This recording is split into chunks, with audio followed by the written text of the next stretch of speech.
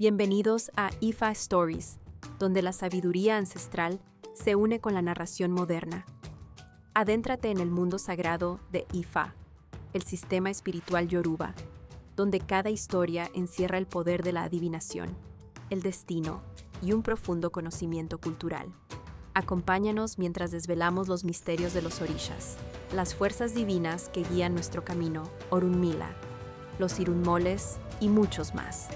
Cada historia es un puente entre el pasado y el presente, tejiendo lecciones atemporales que inspiran, iluminan y transforman. Abraza la sabiduría, honra la tradición y embárcate con nosotros en el corazón de Ifa.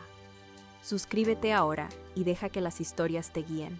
Para explorar historias yoruba completas, enseñanzas de Ifa y sabiduría ancestral, visita nuestro sitio web www.ifastories.com. Da un paso en el camino sagrado para acceder a más recursos e información. Él adivinó para el gato.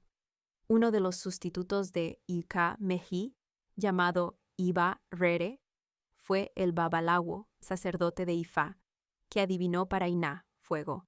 Otro sacerdote llamado Ikelewi adivinó para el gato cuando éste venía al mundo a cazar.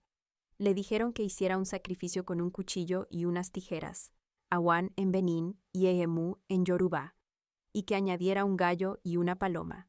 Se requería que hiciera el Evo, sacrificio, para que ninguna presa escapara una vez que él la atrapara con sus garras.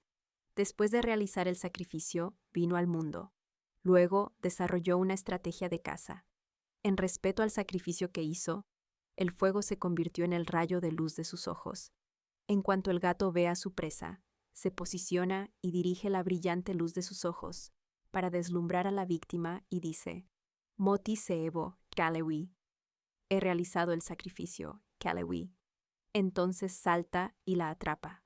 Así es como el gato caza hasta el día de hoy.